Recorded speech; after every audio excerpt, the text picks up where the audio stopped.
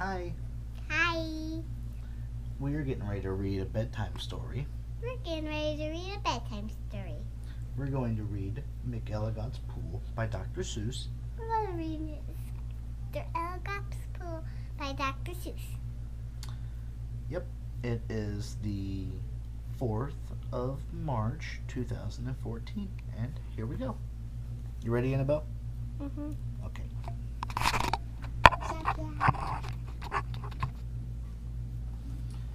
McElligot's Pool by Dr. Seuss. McElligot's Pool, that way.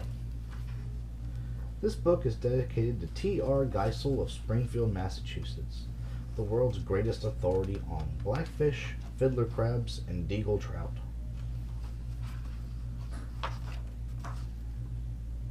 This title was originally cataloged by the Library of Congress in 1904. "Young man," laughed the farmer, "you're sort of a fool. You'll never catch fish in McElligot's pool.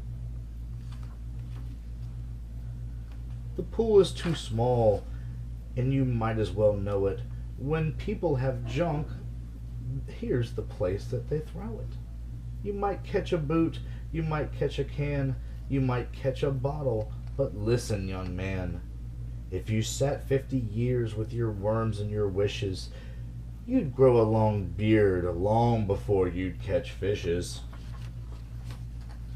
Answered Marco, "it may be you're right. I've been here 3 hours without a single bite. There might be no fish, but then again, well, there might, 'cause you never can tell what goes on down below. The pool might be bigger than you or I know. This might be a pool like I've read of in books, connected to one of those underground brooks. An underground river that starts here and flows right under the pasture, and then, well, who knows? It might go along down where no one can see, right under State Highway 203, right under the wagons, right under the toes of Miss Umbroso, who's hanging out clothes.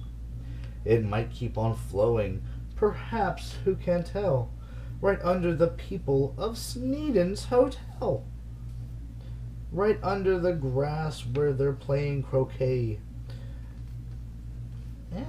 Then under the mountains and far, far away."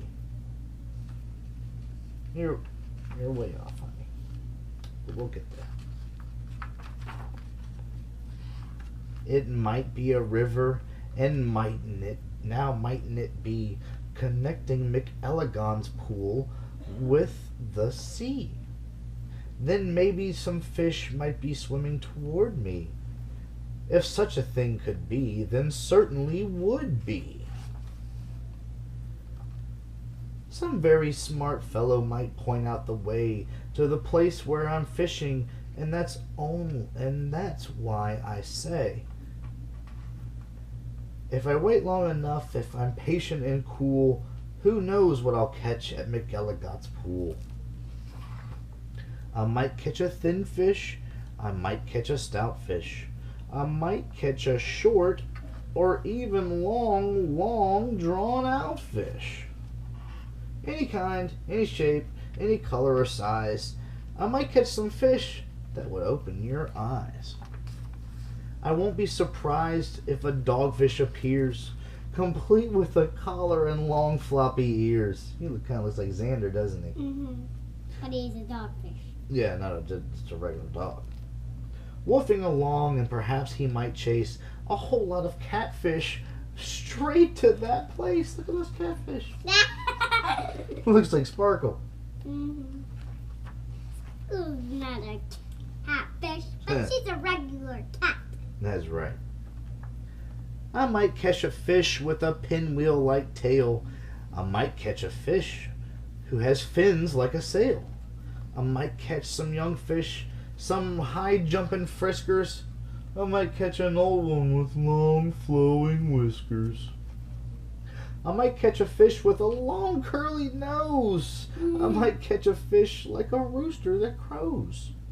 I might catch a fish with a checkerboard belly, or even a fish made out of strawberry jelly.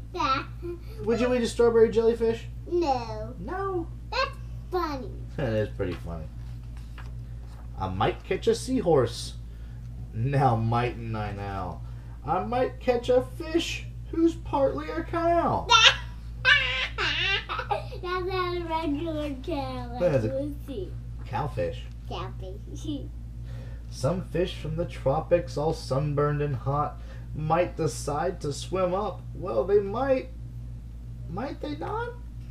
Racing up north for a chance to get cool, full steam ahead to McElligot's pool. Some Eskimo fish from beyond Hudson Bay might decide to swim down, might be heading my way. It's a pretty long trip, but they might and they may. Mama, those fish, Daddy, one of those fish are bitey. One of those fish are bitey? No, I got it. one of Here they are. those Eskimo fish, that one's bitey. Oh, he's got a tooth. That's very upsetting. He's the only one with a tooth. Even the seal doesn't have teeth. I might catch an eel. Well, I might. It depends. A long, twisted eel with lots of strange bends. And oddly enough, with a head on both ends. Whoa. Hey, look at him. What? Yeah, they're surprised. And you follow it, and it goes up and around, and oh, this takes way, and it comes down and turns, and hey, it's him again. Hey. One doesn't catch this kind of fish as a rule, but the chances are fine at McElligot's pool. I might catch a fish that's a terrible grouch, or an Australian fish with a kangaroo pouch.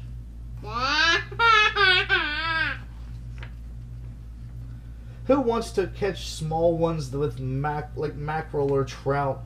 Say, I'll catch a sawfish with such a long snout that it needs an assistant to help him about.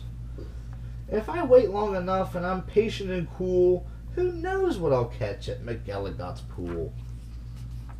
Some rough-necked old lobster, all gristle and muscle, might grab at my bait. Then would I have a tussle. To land one so tough might take 2 or 3 hours, but the next might be easy. The kind that likes flowers. It's a pretty ladyfish. Ooh, she's got all fancy fins. Little sea flowers everywhere.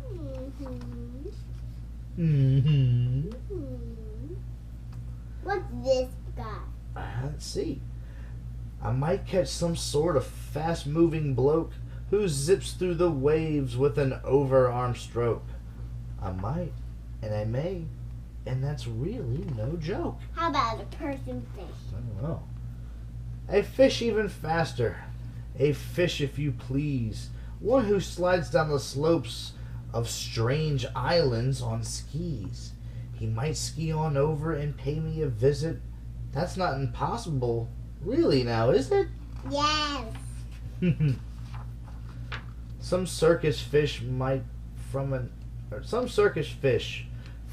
acrobat school might stage a big show in McElligot's pool.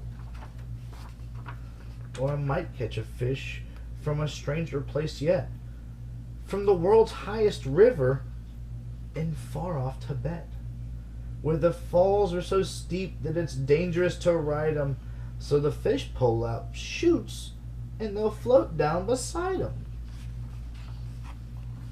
From the world's deepest ocean, from way down below, from down in the mud where the deep divers go, from down in the mire and the muck and the murk, I might catch some fish who are only go blurk.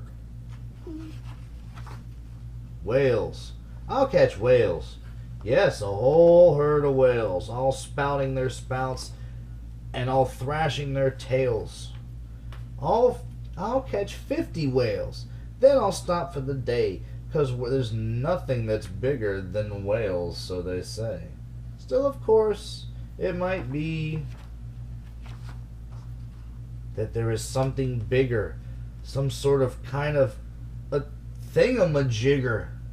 A fish that's so big, if you know what I mean, that he makes a whale look like a tiny sardine. Oh, the sea is full of a number of fish. If a fellow is patient, he might get his wish. And that's why I think that I'm not such a fool, where I sit here and fish at McElligot's pool. The end. You want me to read another bedtime story? Are you kidding? That was like the best fishing bedtime story ever. How about I like this? I like my bedtime.